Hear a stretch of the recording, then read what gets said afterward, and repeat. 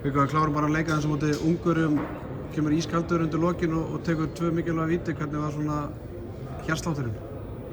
Það var bara fínt sko. Ég var nýbúinn að klikka á hana markmann í Bundesligunni fyrir í svipuðu atviki fyrir sigri. Þannig ég vissi hvað ég hef viljað laga þá og sem betur verið að gera nú. Það vakti athygli að vera sett á mann sem hefur lítið spilað í leiknum fara á svona högustund á punktinn, aldrei einhver efi? Nei, ég myndi alltaf bara vilja taka öll víti, þannig að það var bara að ég tækifæri til þess að stíga punktinn, ekki spurning. Hvernig finnst þið svona þitt hlutverk að vera hingað til á mótinu? Kannski bara svipað og ég bjóst við. Að því sögðu myndi ég auðvitað velja spila meira, það ekki spurning, en ég held að það sé bara búið að vera svipað og ég bjóst við. En svona, hefðir viljað vera búin að fá að spila meira? Já, ég vil spila alla mínútur, alveg eins og hjá Ómar vil ég spila alla mínútur og það er bara samkeppni, það er bara gott og við bara styðjum hvern annan og þetta snýst auðvitað á endanum það að vinna leiki og hingað til hefur það gengið upp, þannig að það er enginn í fílu meðan svo er. Framöndan náttúrulega leikur á móti Króatíu.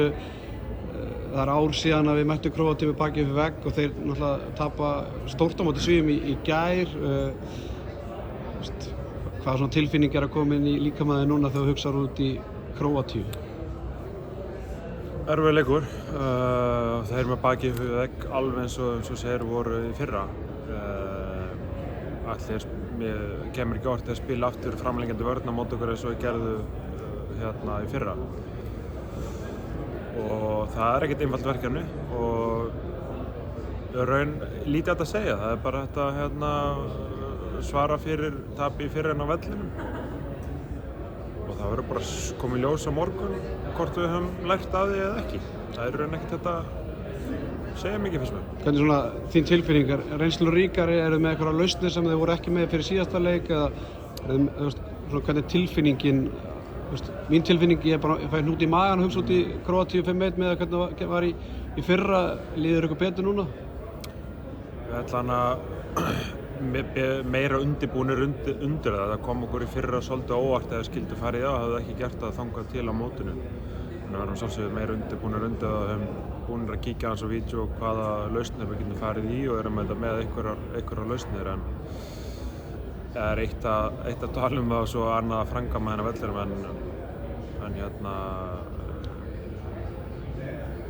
ég tel við eigum að geta leyst þetta og unnennuleik. Ert þú með fyrstur á punktinn á morgun? Ég veit það ekki, ég var það nú. Mér finnst Ómar og Orri hafa slúta vel úr þessum vítum hingað til. Ég held að það sé engin ástæða til að breyta því.